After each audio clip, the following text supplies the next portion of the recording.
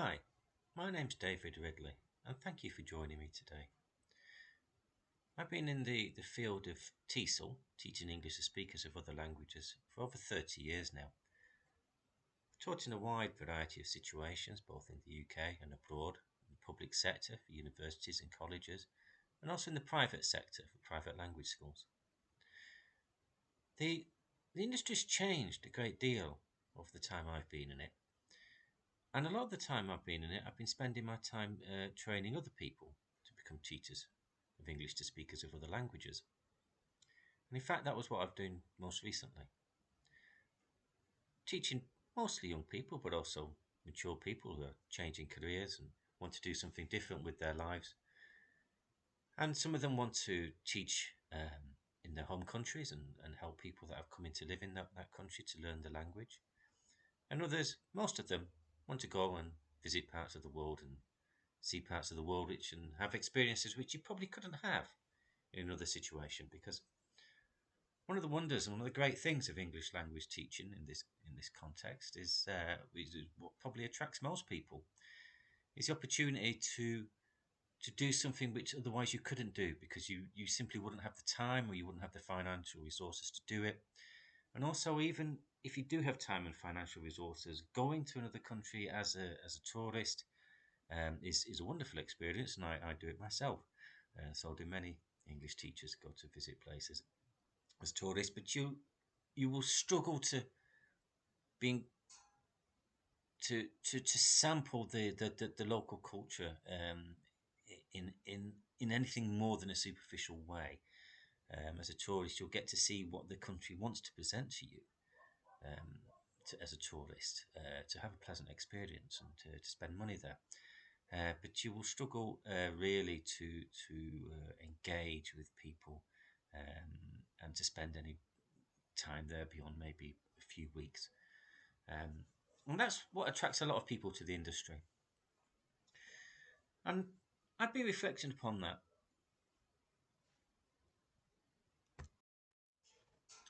So it's occurred to me to share some of my thoughts on my profession and maybe give some ideas out there to people who are working in it or want to get into it. And that's where I'm going to start here. I'm going to talk to people about how one can get into the profession. Um,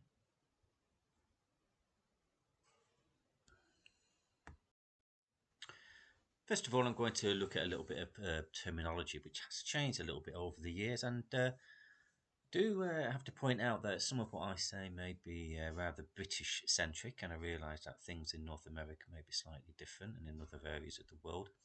But I think there is a certain sort of understanding across the TESOL industry about things, what I would go on to say now. First of all, we'll kick off with some of the abbreviations. I use the term TESOL, TESOL, teaching English to speakers of other languages, and that's a sort of umbrella term which covers all instances of someone teaching English to speakers of other languages. There's sort of the clues in the name, and that subsumes concepts like TEFL and TESOL, which I'll come on to in a moment. Admittedly, the terminology has changed a little bit over time, but I'll come back to that in a moment. So that's an umbrella term which covers all forms of teaching English to speakers of other languages and subsumes within that, as I say, two general sort of concepts, which are TEFL and TESOL.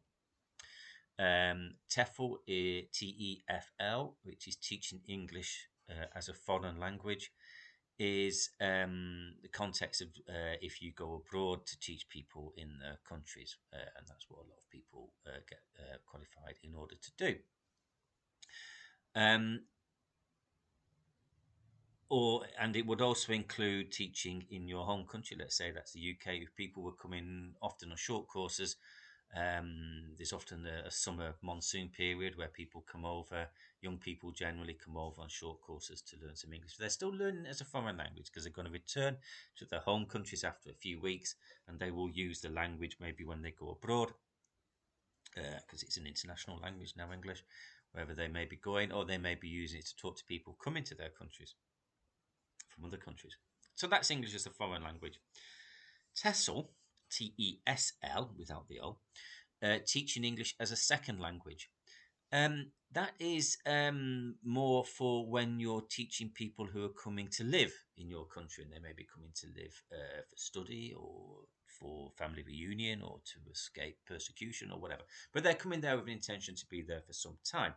The general sort of accepted definition of an immigrant internationally is someone who arrives with the intention of staying more than 1 year. Whether they stay more than 1 year or not doesn't matter. They are arriving with the intention of staying more than 1 year. I'm not going to get into any political debate about whether that's a sensible definition or not. That is the generally accepted definition if one looks at statistics. Around the world, in the UK, they will be published by the ONS, the Office for National Statistics, and other countries will have their own version of that. And generally, if you look at how much immigration there has been into the country, there will be an official, and it's generally taken to mean people who came with the intention of staying more than 1 year, however that is ascertained. So they're learning English as a second language because they're coming to live in the country and to take part in it and to involve themselves in the culture of it and maybe study, maybe look for work. English as a second language. There is also another strand of English as a second language, which is where people are learning the language to use in their countries of origin, but it has a particular status there. So they're not necessarily using it to talk to foreign people coming to their country. So, for example, in some countries, English is less so now, but it's still in some places the language of education. It may have been chosen for political reasons or for reasons of colonialism, or it may have standing in legal or political circles. It may be used as a lingua franca in a country which has different languages within it, and nobody wants to pick one, maybe for political reasons, social, cultural reasons, as being the lingua franca or the official language of the country. So they may choose English. Other languages are also available, and a similar situation arrives in the picking up French, for example, in some parts of the world. And that's learning it as a second language because it's not the person's mother tongue. In this case, it's learning it as a second language, but it has particular status in their country, so that's what they're learning it for. You might think some of these distinctions are a little bit arbitrary, but these are the way the terminology was developed. So it's changed over time a little bit. Yes, it has. So we have ESOL teachers and EFL teachers, and a lot of the times you will see jobs or people talk ESOL, EFL. Okay, because ESOL in the UK has come to mean teaching English in colleges and adult education departments, which really would be ESL, and I think that's how it's used in North America. I think the term is ESL rather than ESOL. And if you go on the internet, you'll see ESL activities a lot because there's more people in America and there's more stuff that gets put up by people from by people from America. So those are the sort of the broad strands, if you like. So how do you get into this industry? Well, it would be very advisable first up to become qualified. And there are various people and various courses out there offering to train and qualify people to teach English to speakers of other languages, or to do a TEFL course, as it's often sort of informally referred to. So how would you choose one? Well, the answer is fairly simple in many ways. You choose one which is accredited by a recognised accreditation body or awarding body, to use the technical terms. And who are they? Well, that's a fairly simple question to answer as well.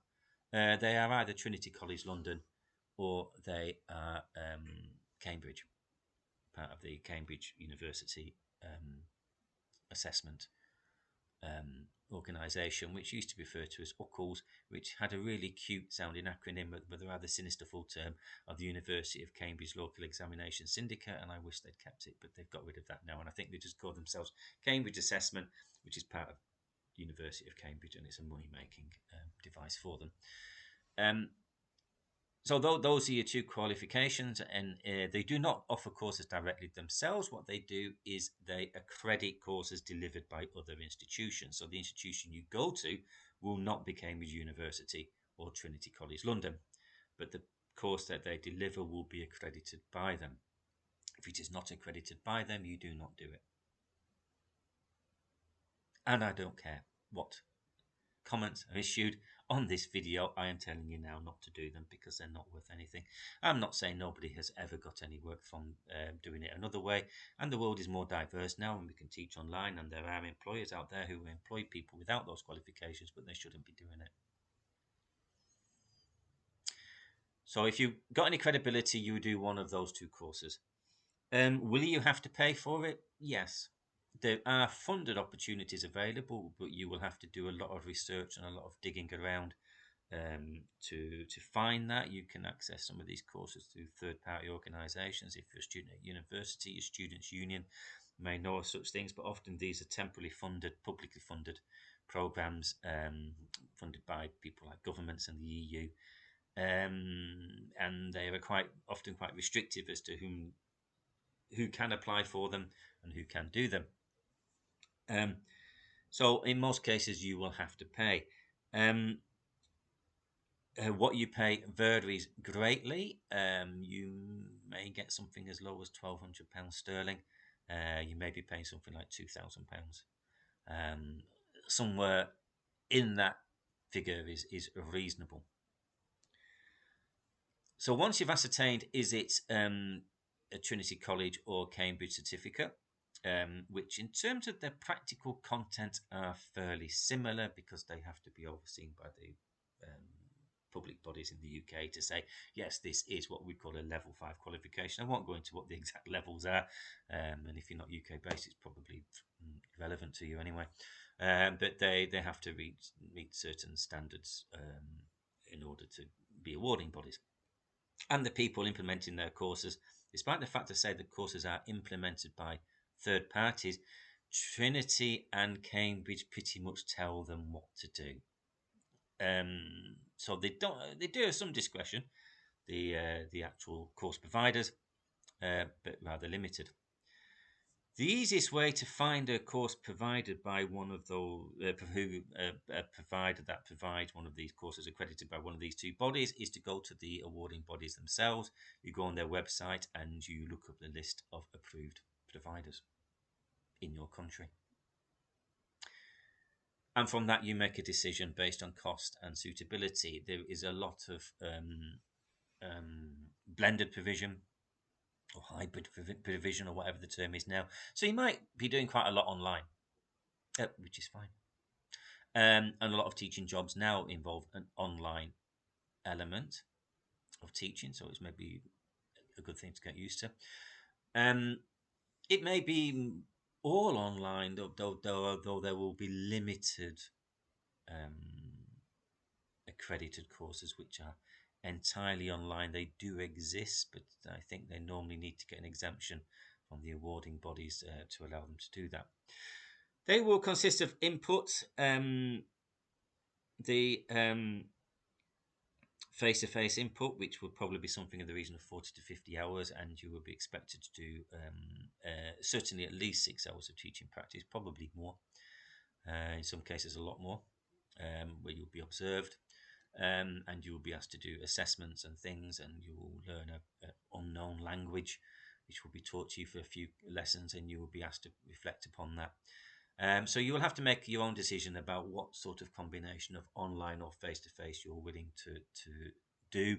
Obviously, if it's full-time intensive face-to-face, which will probably last a few weeks, you may have to look into things like accommodation and travel and how you're going to sort that out. So that is a basic overview of the terminology of the industry and how TESOL works.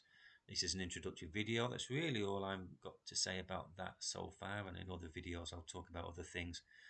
Yeah, if you want to get into the industry, you will need to get qualified by either Trinity or Cambridge.